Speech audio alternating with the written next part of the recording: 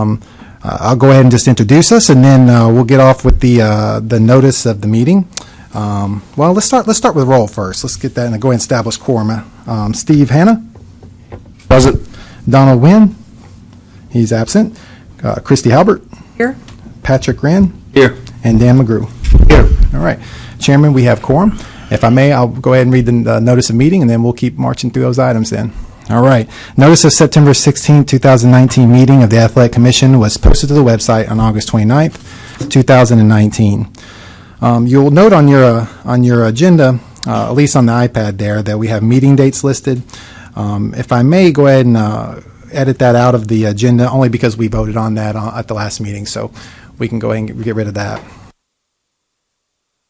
Else, any adjustments or edits anyone like to make to the agenda before we vote to approve it with that edit? Okay. We have a motion to accept the agenda with that edit. All right. Thank you, Dr. Halbert. We have a motion to accept the agenda. Do we have a second? I'll second. We have a second from Steve Hanna. All in favor, please say Aye. that'll work. Thank you. Today we can just do a voice vote. Typically I'll go down the roll because we have someone calling in, but fortunately enough today we have a full quorum, so in the flesh, so this will go pretty quick. June minutes. I trust you had a chance to look at that. Any questions, comments, or recommendations? Okay. If not, then we'll entertain a motion to accept the June minutes. Do we have such a motion? All motion. I'll second. All right. We have a motion from Chairman Hanna, and we have a second from Dr. Halbert. All in favor? Aye. All right. Thank you very much. That's been approved then. We'll get that in the books. Moving along then, we'll go over the budget. Let me get... I think you'll be pleased at the outcome. As you know, this program has some very narrow margins. We typically run in the red pretty regularly just because I think the special considerations the Athletic Commission has when it comes to inspections. It's very costly to inspect and to have folks out there, and sometimes often with per diem and travel as well, our full-timers having to be on site, and as many as we need to run an event safely. That's costly, and sometimes too, when it comes to making rules, and we just went several drafts there, we get billable hours through our attorneys, and so that's been some of our challenges along the way. We've mitigated some of that with some part-time inspectors and trying to be very judicious about where we spend our money. We don't do a lot of travel or any travel for that matter outside of what our inspectors do as a result of that. But we've been tracking around in the red, trying to keep it as close as we could. You'll notice, though, in March, we had, of course, the UFC event and did pretty well there, and so that resulted in a surplus of $79,000. Now, the number I'd like you to look at, just below that, if you look at April at the very bottom, where you see in the green $79,000, that surplus, please look at that number below there. That number is the program total fiscal solvency. So we were tracking in red for the reserves as well. So that actually put the entire program for the last 2 years in the black. And that's what we're all about. When it comes to sunset hearings, that's what they're looking at, program solvency. And so and they look at that at a 2-year cycle. So when we got in the black, and you'll notice if you keep tracking, of course, per usual, we were in the red the next 2 months, but we stayed in the black for program solvency all the way through the end of the year, ended with a final year reserve of $18,000. So you don't get any closer than that, but it's pretty good. We're still in the black, so that's where we want to be. So at least we can send our assistant commissioner to the Hill and have that discussion, and that won't be an issue for them. So that's good news. Do you have any other comments or questions? Other than that, I just kind of gave you the high flyover, but we'll do the total fiscal year at the next meeting. All right. That's just for informational purposes. There's nothing actionable there for us to review or discuss. If we can, then we'll move on to the USF MMA sanctioning body review item. And we do have one member here, Justin Brown, I believe is the executive director, is that right? Yes, sir. Of USF MMA, and he's available to answer any questions you may have along the way. And then also Chandler Goins, who is with us from that organization as well. So these questions, if you can just approach the mic, and then we'll have that discussion. As you know, at the last meeting, we introduced the topic, and primarily what we're looking at is Rule 145-05-02, paragraph 1, and it's the last line that states, "The Commission will only approve and recognize those amateur sanctioning organizations that are able to establish and enforce rules," so we're only looking at the rules, "regarding safety and rules regarding amateur conduct." So we're comparing their rules with our rules, and then we're looking at safety and conduct only. Things that are peripheral in nature, things that aren't directly associated with that, then those won't be in our scope of consideration. We've already established that formation-wise, as a governing body, we had that discussion that they met I think the criteria of the board in regards to that. So it's really our focus will be narrowly focused on the rules, and then it's as strict or stricter than those established by the Commission for pro unarmed combat contest. Now, safety and conduct, since those aren't defined according to our statute or our rules, that's really for the discretion for the Commission. The Commission writes the rules and submits the rules, so it's their prerogative to interpret those rules unless otherwise stated. So you do have some discretion in there. Just because maybe a rule is different from our rule doesn't necessarily mean that it would pertain to safety or conduct. So with that in mind, is there any opening comments or concerns or questions that, together with the USF MMA and the administration, that we can assist you with? I've had the opportunity to review, and I appreciate you sending that out. Personally, I don't have any at this moment. Are Commission members like to make any comments or questions about any particular items of concern? After looking at what had been forwarded on to me, I felt, real secure, and that our path would be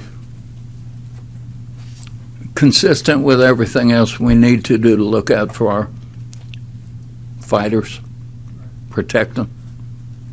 One of the benefits, too, and I addressed this before, is that because it's not a property right, since we approve the board and that's not outlined in our rules, that can be withheld at any point in time too. So if through the complaint process or something, the commission at any point in time temporarily wants to suspend that to have a discussion in regards to their status, that discussion could be had at that point as well. So there are safeguards as well. Any other questions or comments? Okay. Then in that case, we'll entertain a motion to accept them as a approved sanctioning body recognized by the Commission. Do we have such a motion? I'll make that motion. Thank you, Chairman Hanna. Do we have a second? I'll second. We have a second from Commissioner Wren. All in favor? Aye. Aye. All right. Thank you, Commission. They are approved. Looks like, gentlemen, we won't need to have that Q&A session after all. We appreciate you being here, and welcome. Okay. Moving along, then, let's move to the VFC letter.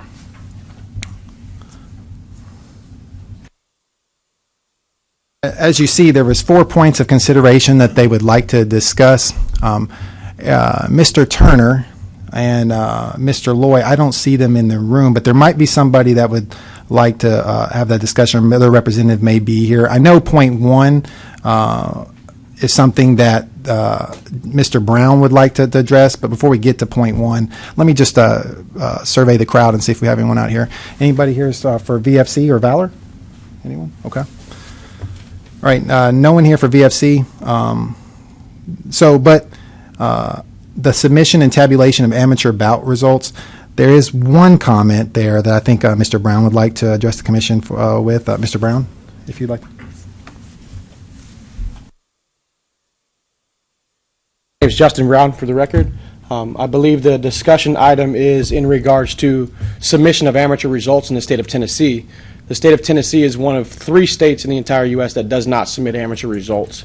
And that's now becoming a problem because other states are now suspending fighters from the state of Tennessee because these records are going as an unsanctioned fight. So technically what happens is when we submit results to the database because the state doesn't submit them, they show up as an unregulated and unsanctioned fight. The ABC refuses to recognize them unless they come through a state approved athletic commission. With us as a third-party sanctioning body, we are required from every state who's approved us to actually submit those through the state to be forwarded on to the athletic commission. You guys are the only state that won't forward those on for third-party sanctioning. What that does is it's not just for record keeping. There's actually medical records involved with that. So if somebody's really hurt or really badly broke their arm, or any medical recommendations from our doctor who suspends a fighter or recommends a suspension, those suspensions aren't being upheld. So a fighter can go to another state because it was technically an unsanctioned fight. They don't have to uphold that medical suspension. They can then go fight in another state. So that causes another level of problems there. For those of you who don't know what the database is, I don't know what everyone's experience is with combat sports, but the ABC has a database specifically for mixed martial arts only. That's for amateur and professional. You guys only do professional here, so you guys just have never wanted to forward on the amateur results. But again, that thing is a lot more than just the results. The record keeping is also important. On an unsanctioned fight, the record doesn't count. So you can have a fighter out of Tennessee who's fought 10 or 15 times, but they go to Pennsylvania or New York, their record is 0-0. So they're going to be matched against somebody commensurate with their record, and it's a problem. It's very unsafe. So it's important that Tennessee try to find a way to forward these results on so they're official within that ABC database. And the ABC's made their point very clear. The only way to do that is if they're forwarded on by the state athletic commissions only. And again, we can forward you some of our other approvals from other states, and the states require us to submit those results through the state. So we can't submit them. This is the only state that we actually submit them straight to the database.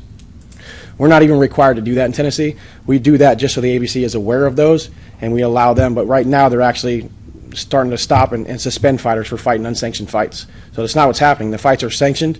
You guys are approving us as a sanctioning body, but you guys aren't forwarding on the results. I can enter into that conversation, give you a little bit of background and content. Well, thank you for that. I wasn't aware that was an issue, so that's helpful. Typically, the reason why historically we haven't forwarded those results is because we don't sanction. We sanction the events, as you know, in the sense that we sanction the organization like we did today, USF FMA. They give us the sanctioning bodies, those amateurs, saying that this amateur sanctioning body is going to be regulating our event. And then so if they've been approved, then they're good to go from our end. But I think it was more of a perception. Tennessee Athletic Commission didn't want to not regulate amateur events, but yet be responsible for the results, which looks like you're regulating.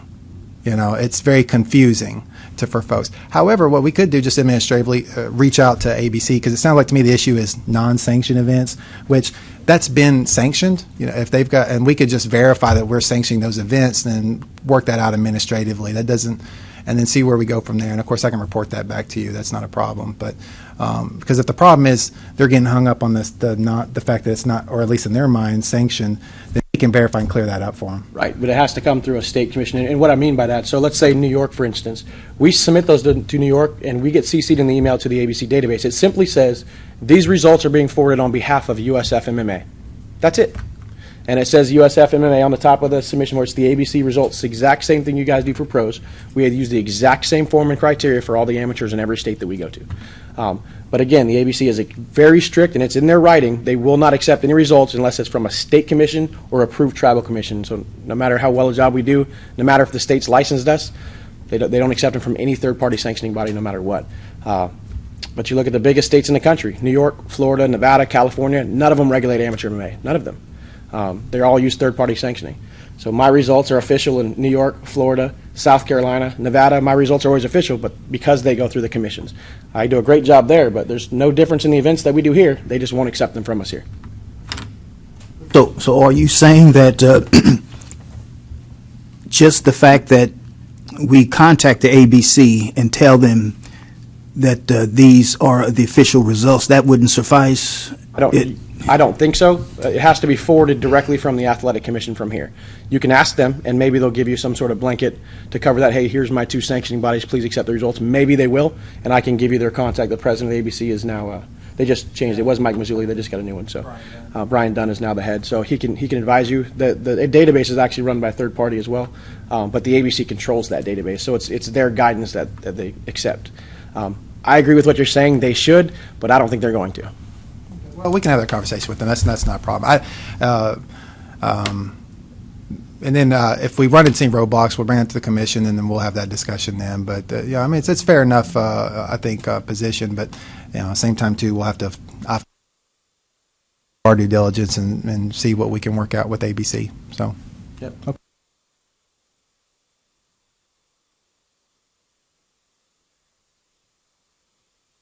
As far as the rest goes, I won't care to venture on that since we don't have someone to unpack that for us. If they want to unpack that at another time, then we'll give them the next meeting.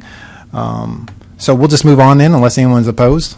And there's nothing actionable there. That was more informational. And so we'll follow up, of course, on the sanctioning and the reporting of amateur events, and then we'll have something for you next. All right. Okay. Let's get to, looks like, the legal report. Good afternoon, everyone. Pam Spicer. I'll be reporting on the legal report. You all had received this in advance, but I'll briefly summarize each complaint. First is case number 2019-05-1931. This type is a promoter-type complaint. Basically, this was an administrative complaint opened against the respondent, who's a licensed promoter, following some events that took place regarding what could be considered some inappropriate conduct by the promoter in the way he spoke to members of our department. However, none of the comments were directly related to the commission, but this individual was very frustrated at the event.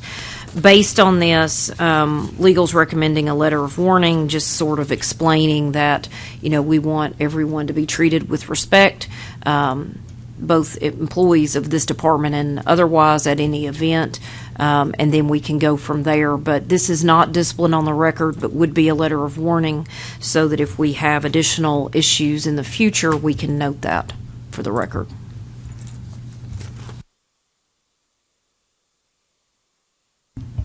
Does anybody have any questions about that complaint? There was no evidence, there's no prior history whatsoever in our files from this individual? Not in our files.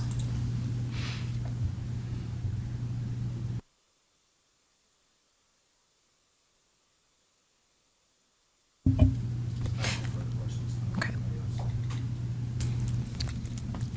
Can I get a motion to approve number 1? You have a second to approve? A second from Dr. Halbert, and an original motion from Chairman Hanna. All in favor, please say. Aye. Aye. All right, thank you, Commission.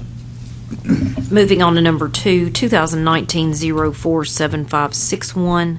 This was an event permit issue with the promoter. If you notice in the history, while there's no disciplinary history, there was a complaint in 2018 involving payment of the purse. However, that was closed with no action because by the time it was presented to the board, the payment had been made. Based on that, this is now a second complaint, different event, where there was a delay in about 4 weeks with the combatants receiving payment. Based on that, legal's authorizing a formal hearing and authorizing settlement by consent order with a $250 civil penalty for failure to pay the combatants timely. $250 would be consistent with what legal would recommend for a civil penalty initially, because we do not have complaint disciplinary history for this individual, even though there was our complaint. So I just wanted to bring that to your attention, that there's no actual disciplinary history.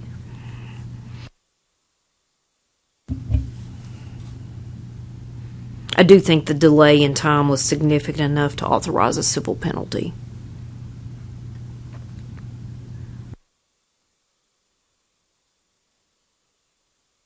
You looking for a motion? Yes, sorry. Are there any questions? No. I'll make the motion to authorize the formal hearing and the order penalty of $250. And I'll second. Got a motion from Chairman Hanna. We have a second from Commissioner Wren. All in favor? Aye. Aye. All right, none opposed. That one passes. Number 3, 2019-052441. This complaint involves an injury that was suffered as a result of the event being held outside. However, the mat was properly covered. During the delay, the inspectors approved the mat and then allowed the fight to continue.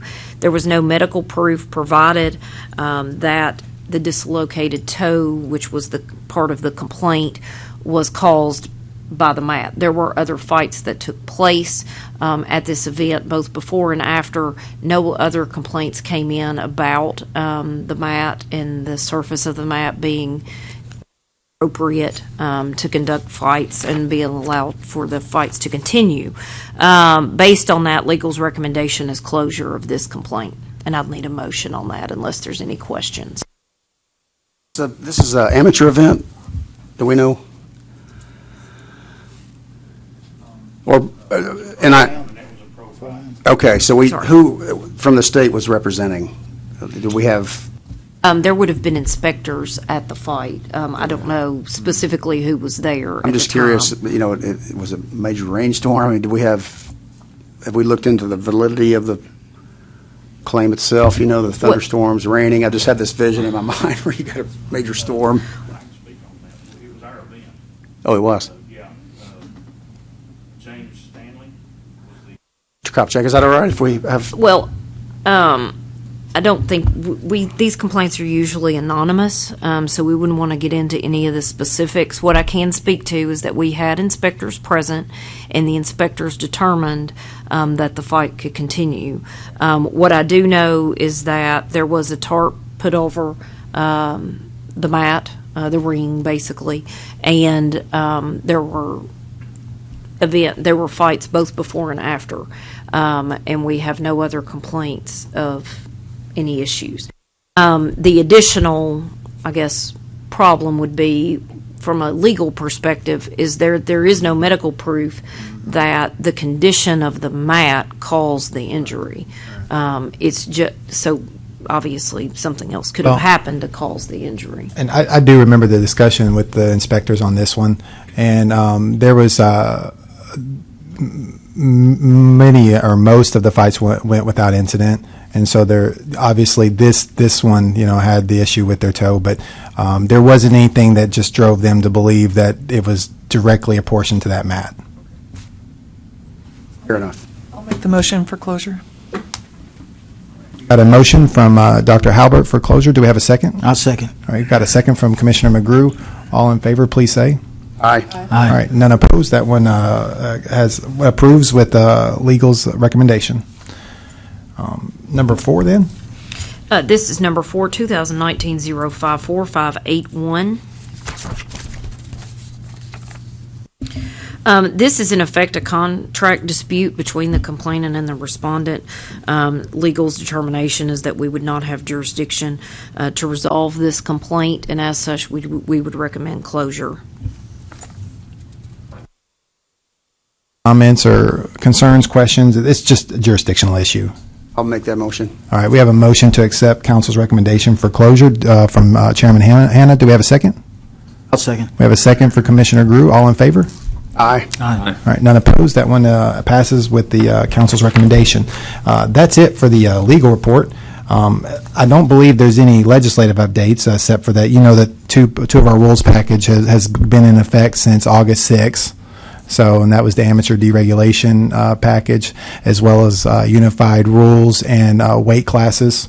So we're just getting in line with industry standards. So it's been a lot of important work from this commission. So we really appreciate that.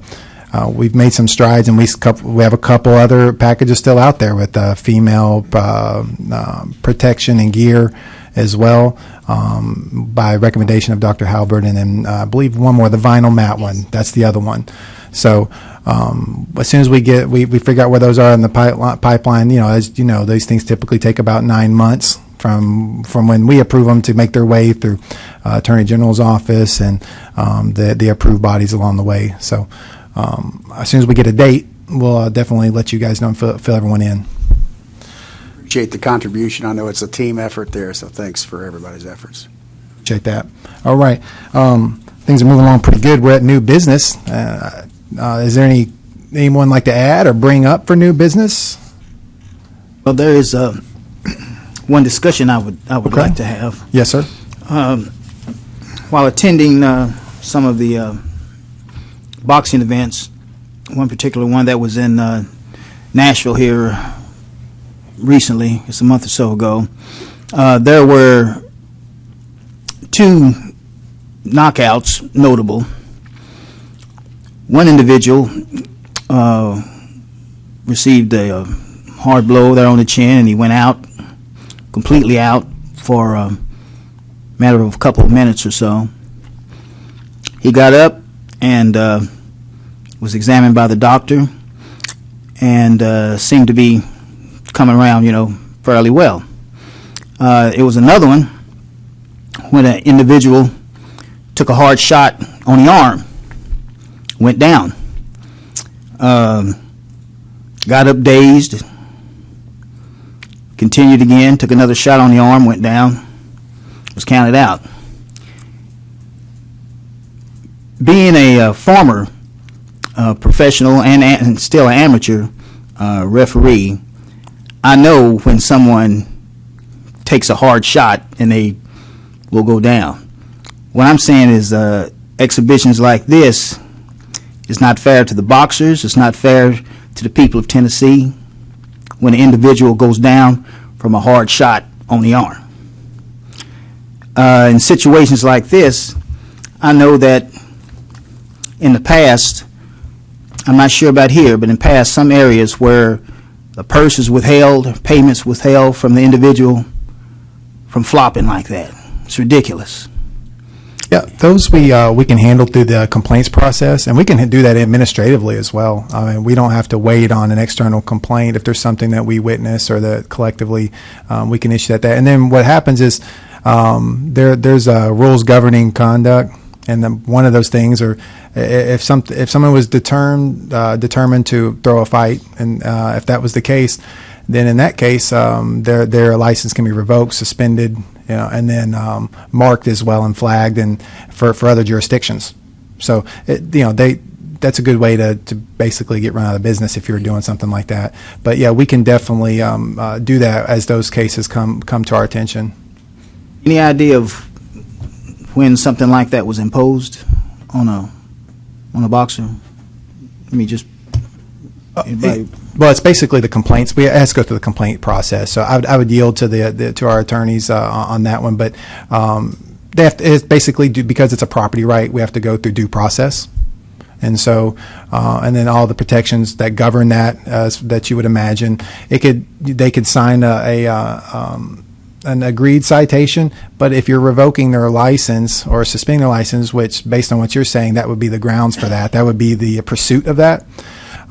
Typically, that's going to go to a formal hearing, which is fine. That's where we're outfitted to do that, and where an administrative law judge would come in, and they would hear their side. The state would present their case as well, along with our inspectors or investigators in this case, and then I don't remember if this board is if the ALJ makes the decision or if the board itself does. I believe the board does, but whatever the procedural requirements are for that, and then they rule based on that. And I actually, Chairman Hanna, I believe we did one, didn't we? We had a revocation of a license, and it was the chair, or excuse me, the commission was basically the jury. The administrative law judge just gave the guidelines for what to consider and what the penalties can be. And then we went line by line. I remember on that one. It wasn't, but maybe a little over a year ago, maybe 2 years ago. And we went line by line on that one. And whatever we felt like the preponderance evidence suggested that they were in infraction of, then there could be penalties imposed up to include revocation. In that case, it was a revocation. So you could, yes. Well, something like that would have to be brought up, I guess, or a complaint by the inspectors that were there. Typically, we start an administrative complaint with that because since I wasn't present, I would get a statement from them. And matter of fact, one of the complaints on the complaint report that you heard today was an administrative complaint that I entered from a statement from our inspectors. And so, and that's why I also knew about this situation with the vinyl mat as well. So we stay in close contact with our inspectors along the way, and they'll provide photos or statements to that regard. And and then we just open up Mr. Clinton and let it go through the process from there. I'm just saying that things such as this, which everyone knows goes on, it needs to be looked at. It needs to be tracked. It needs to be taken, I think, a hard line against things such as this. But we want to protect the integrity of the sport, don't we? Oh, most definitely. Yes, sir. You know, and I can remember not counting when I was a pro official because an individual went down after getting missed by a punch, and I wouldn't count. I told him to get up.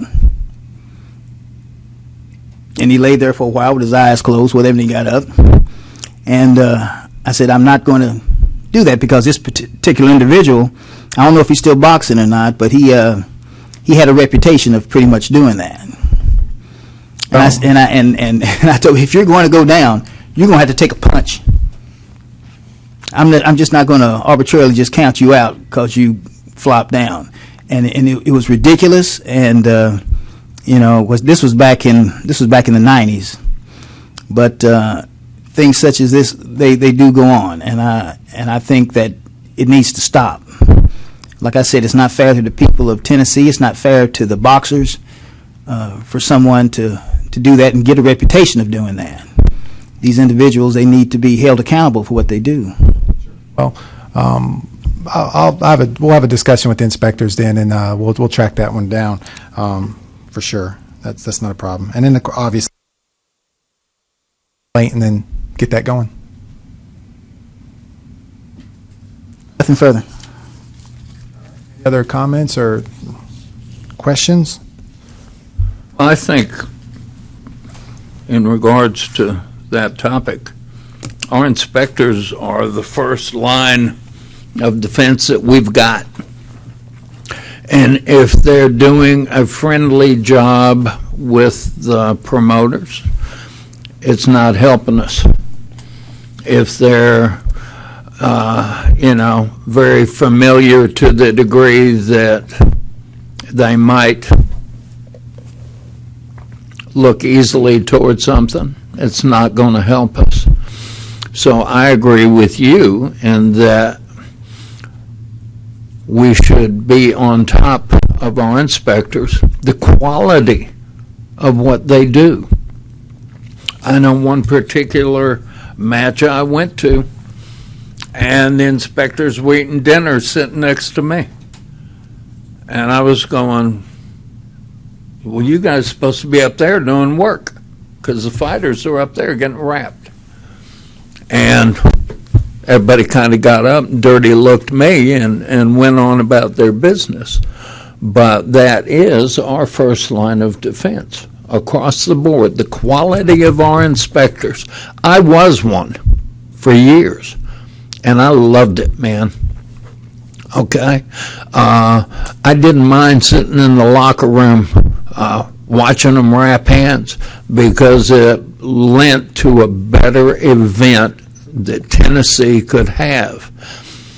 I've been around people that complained about the quality of what we do in Tennessee, and I don't like it.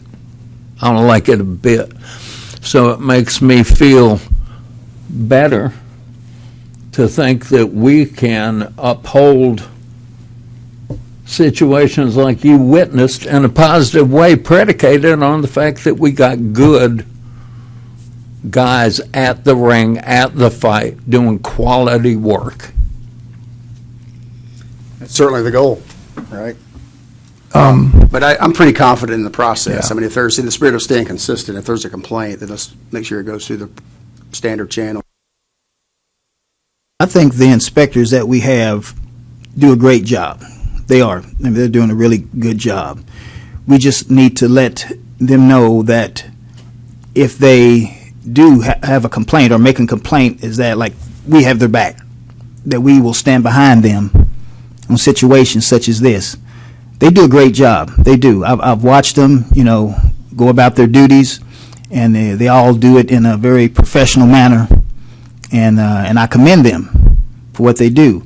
but they just need to realize that if they do have a complaint like that, file a complaint, that they won't just be left out in the lurch, that we do have their back on something like this. We're definitely one team, and just want to kind of reiterate that. We have our meetings every other week or so, and then regularly. We don't wait till our meetings. They after every event, we're getting discussion with the inspectors, and we kind of debrief a little bit, their admin manager, and sometimes their leads.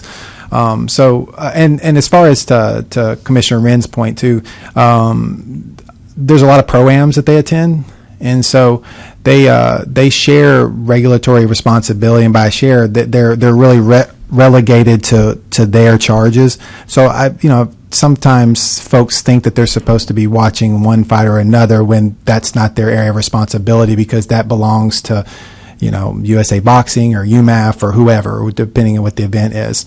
And so I think there's some confusion as far as delineation of duties for the optics of that with our inspectors, because I know that they've discussed that before, and they've taken some pretty good hits from other folks that when they weren't watching that person because they have no scope or authority over that person. See what I'm saying? That was passed to those other inspectors. Now they'll report if they see any lapses that they believe are problematic for them for the other sanctioning bodies, because we want to make sure that every approved sanctioning body is a body that we want to get behind, and then we'll deal with those on a case by case basis.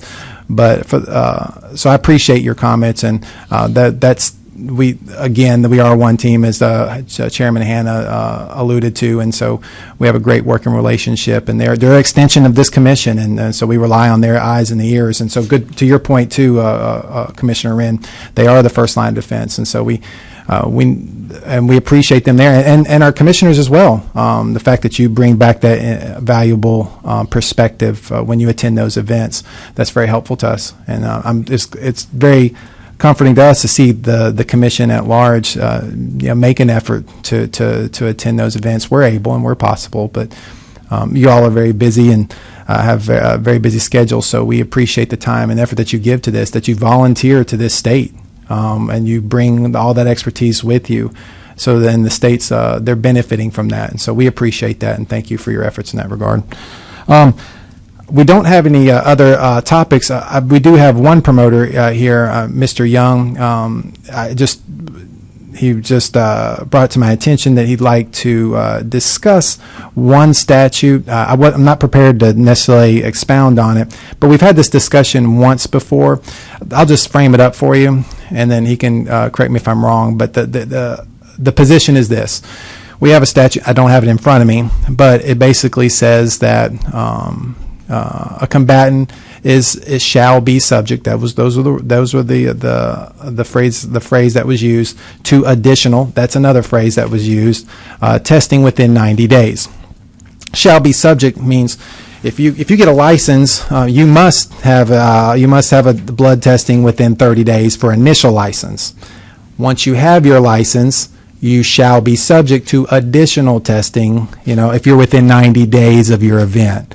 Now, it doesn't mean you have to do it within 90 days, but you're subject, meaning we can require that. As a matter of practice, the commission, as an executive management decision, has exercised their discretion to require the 90 days. They didn't want to be selective. They didn't want to say, okay, maybe this one, but not that one. And so we do more testing than most of the surrounding states. I think there was one or two out of the 8 states that touch us. We did a review of that. I don't have the information in front of me because I wasn't prepared to have the discussion. But out of the 8 states that touch us, a couple of them, and Chairman Hanna, you may remember some of this discussion, but a couple of those states are, I think, 90 days, and we were in that pocket. But the other 6 were, 180 days was the general rule of thumb. They would require additional testing within 180 days. And Alabama, I think, was like a year, and Mississippi was a year as well. So we wouldn't be out of pocket or out of industry norms to say, yeah, we could extend it to 180 and still be comfortably within industry. But, that would require a rule or a statute change if the commission said, yes, we want to do 90 days. At the time, the commission decided not to go the way of the rules or the way of the or statute change or departmental bill or anything like that, and just leave it to executive management. Now, executive management changes, from one administration to the next, so it depends on who assistant commissioner is there. But right now, that's their prerogative since they do have that discretion. And then, I took it to our assistant commissioner at the time that the commission was amenable to the idea. It was open if he wanted to extend that out to 180 days. But there was no direction from the commission saying, yeah, that's what we want to do. And then, of course, a rule change to reflect that. There was nothing along those lines. So that's the history on it, and it kind of in a nutshell. And without having my notes in front of me, that's how I remember that discussion. Of course, Chairman Hanna was there for that, so you may be able to, help us out if we need it. But I think that was the gist of it. But as far as the virtue of it, I'll have to leave that to the promoter whatever comments he'd like to make. State your name, that'd be great. Good afternoon. My name is Matt Young with TriStar Boxing Promotions here in Nashville. That was my event that you come to, and feel free to let me know because, real quick, I have 3 rules and he knows them. Safety of the fighters, everyone gets paid, and production of the show, quality value, quality fights. Those are my 3 rules of promoting because without that, you don't have people aren't coming back. Without fighters being safe, you don't have fighters to fight, and without people getting paid, you're in trouble. So those are the 3 rules I live by. The reason why I'd like to see this 180 days, and I know the pendulum swings in everything you do in life. I'm a full-time fireman, and our rules change. They'll go far to the left, and then they'll go far to the right. But to get them in the middle where they need to be, it doesn't always happen.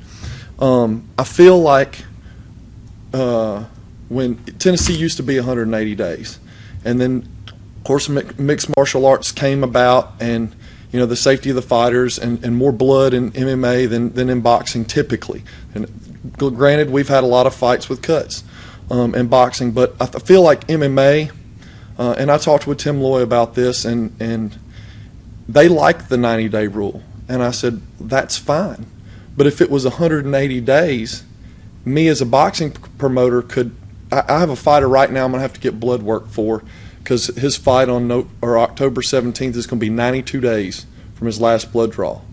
Blood draws is invasive. I'm an advanced EMT. I give IVs. I can do blood draws. When you stick a catheter in somebody's arm, you're risking that catheter, the tip of it breaking off and clogging their vein. That's a fact. Does it happen?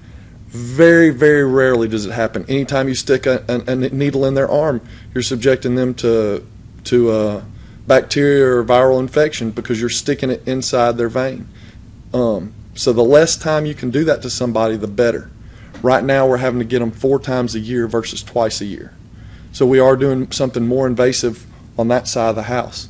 But when I talked with Tim, I said, Tim, there's nothing stopping you as a promoter if the rule says 180 days. You can mandate within your own promotion 90 days because we can go above and beyond what the state of Tennessee requires. I can require every fighter have a neuro exam. That doesn't mean that the state, that's not saying the state's requiring me because I can go above and beyond it for the safety of my folks. But what I'm asking for on the boxing side of the house is 180 days. And like Mr. Kopchak said, all the states that touch us or pretty much, I think Virginia was the one that was 90. Everybody else was 180 days. And then you've got Mississippi, which is the wild, wild west, and they don't have any physical eye exam, anything. Blood work within less than a year, and you can fight in the state of Mississippi. That is not the direction we need to go. I'm just asking 180 days. It's, instead of these fighters getting a blood draw 4 times a year, they're getting it twice a year. To me, it makes sense. The safety of the fighter is still paramount, but we're not looking at being invasive to the fighter as well. It's just, the cost. We're making request to test and LabCorp rich when that money can be used elsewhere.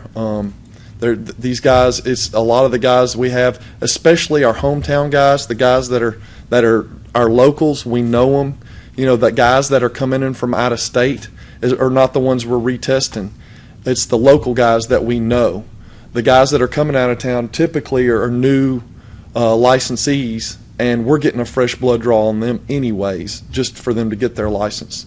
But this would save a substantial amount of money. In 3 years, I've spent close to $9,000 in blood tests alone, which is really high. But when you're charging $90 a pop and you've gotten 100 people licensed, that's, there is a cost aspect of it there. I'd be lying to you and say that there wasn't. And we're not necessarily cutting it in half, because half the fighters are from out of town. We're more like cutting it in a fourth. So it would save money for the promoters, and we are required by law as the promoter to pay for the blood work, if I'm not mistaken. So I pay for all the blood work, and I've got a really cool database through Request to Test, and these guys have seen it, I know.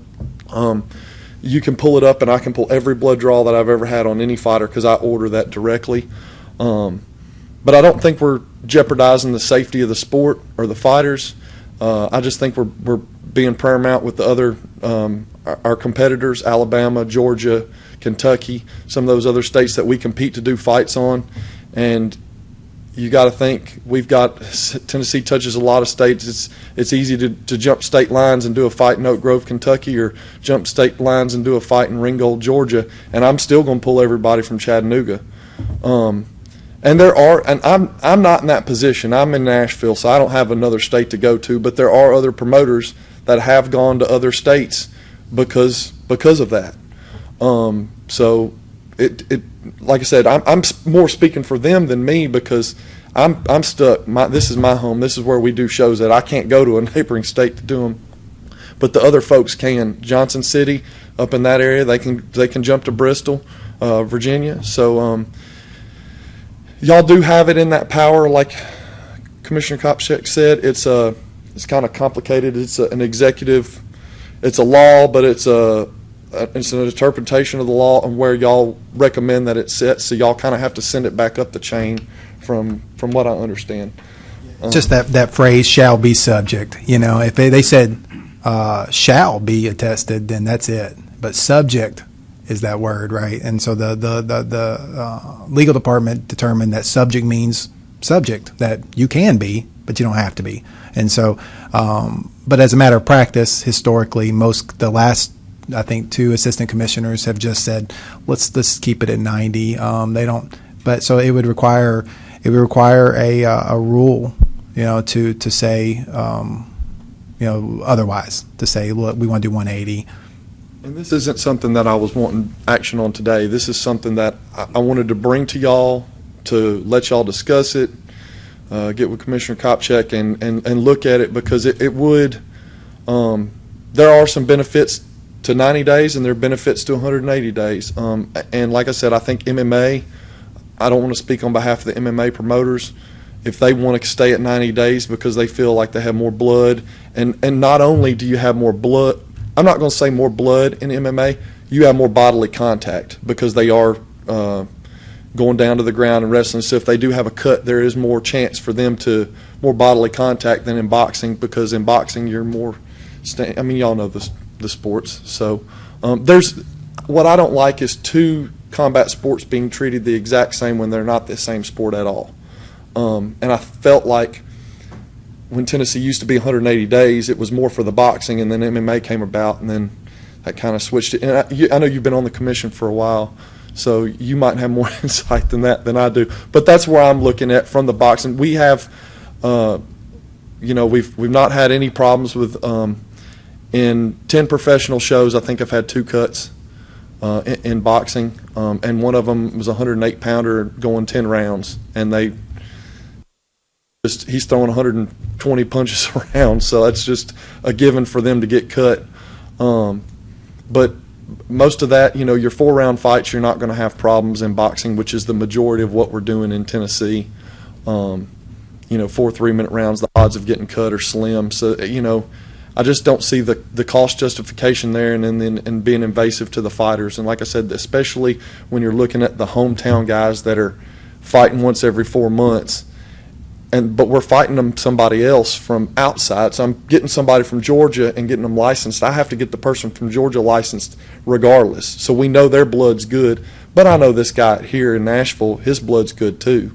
So I just don't see the cost justification there, and that's why I wanted to come talk to you, and I wanted to thank y'all. I know we've worked on several rule changes over the course of the last 2 or 3 years, getting the insurance changed back to 20,000, and getting the nurse practitioner on the medical form. And thank you so much for that, because he will attest to. I have had doctors call him and argue with him, saying, "I can't sign this." You know, it makes it so much easier and more transparent on us as a promoter trying to get the medicals done. And our medicals are a lot more intense than a lot of other states. I've traveled across the country, just got back from Oregon, going down to Florida later, and our commission and our inspectors are top notch. So thank you. Mr. Kopchak, I know this, and honestly, it goes back so many years. There's just a few questions that I had that maybe we could just put as a side to maybe research and discuss at a later point.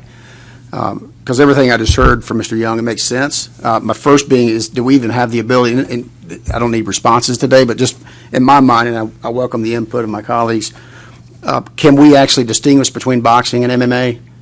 That's a great question, because that's the first thing that jumped out in my mind too. I put over here explore bifurcated paths. I don't know. That again, I think it's wise, and this commission's always been really good about doing their due diligence and making sure we had all the information. Much like what we did with the sanctioning body.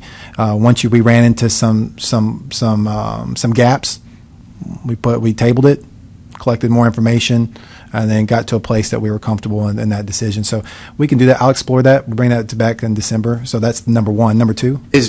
We'd have to maybe look and research the origin. I know, the UFC was instrumental early on with helping us get combative sports even approved here in Tennessee. And I don't know if that was maybe a big-time, big-ticket item from their perspective. Obviously, them being one of the biggest revenue generators for us, it might be worth just researching that to make sure that we're consistent with their needs. I do remember, if we were going to make an error, we were going to err on the side of safety, and I don't know that that's ever going to change, but it'd be worth researching, I think. Yeah, I'll definitely look at that. I will say with the UFC, most of their fighters, because they came 2 years ago and they came again this 2 years, and they don't always cycle the same fighters. That they're almost always new licensees, so they're all getting the 30 days anyway. So that hasn't really been an issue for them. But as far as, origin of that, tracking that, UFC in particular, to feed into that discussion, we can do that. The only other question I had was, I'm just curious, again, nothing that needs to be answered today, but just how many other complaints or requests have we received to move it from 90 to 180 or beyond? I don't, obviously I wouldn't have the information, but I will say just purely anecdotal, but it's primarily the promoters, since they deal with it, right? They're the ones scheduling, they're the ones, and then that's a small pool. So you're looking at a handful of active folks, so so it might be a little skewed to say, well, we don't get a lot of complaints, so it's a non-issue, because, again, you're looking at right that are actually in that business. And whereas the fighters, that's a whole different kind of thing. They just prefer they not have to do an eye exam, physical, or anything. So but that's a whole different discussion. I would like to say that, Mr. Young, I knew I recognized you. I didn't know that was your event that you had there, but it was a very, very nice event. It was run very, very finely. It was a good event, and I think that was a nice venue. I think that was the first event that they had there at the fairground at that particular venue. It is, and we will have, our next one is October 7th.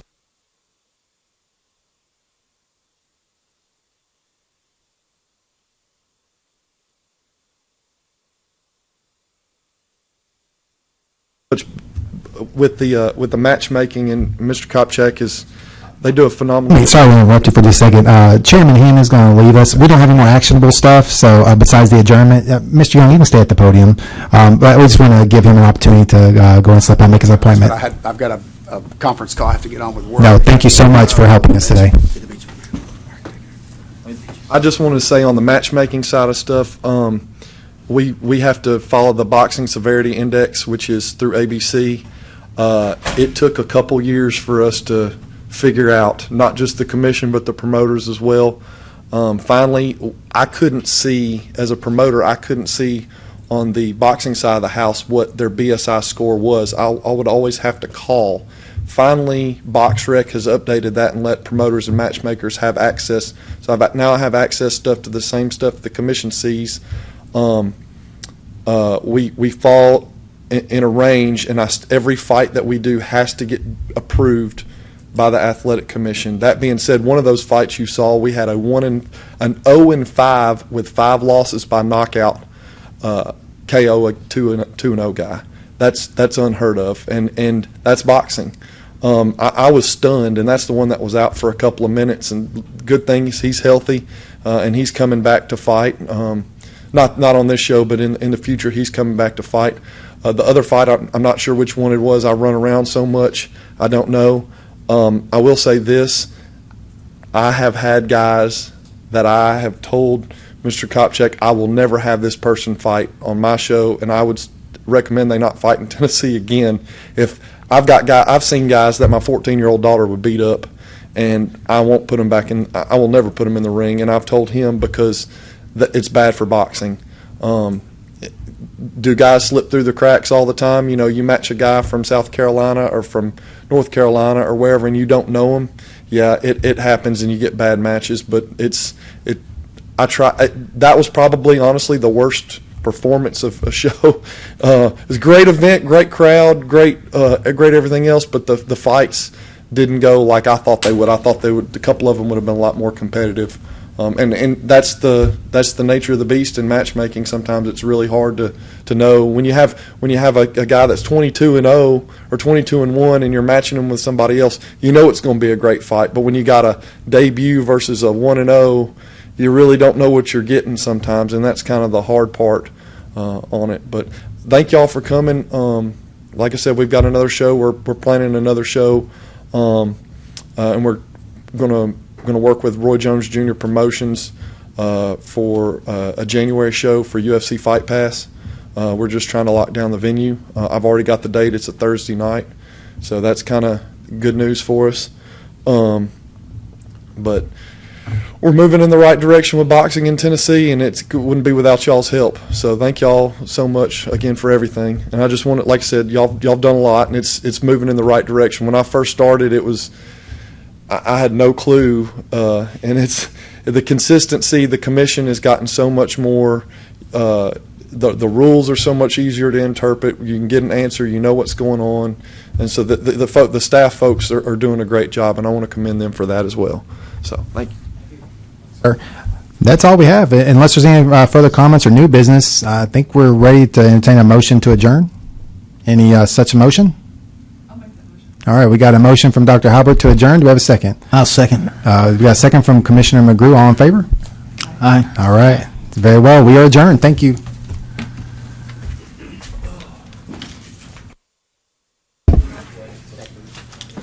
Good to meet you as well. You too. Thank you. Take care. See you again, man. Good seeing you. Sorry I had to fight some too. Yeah.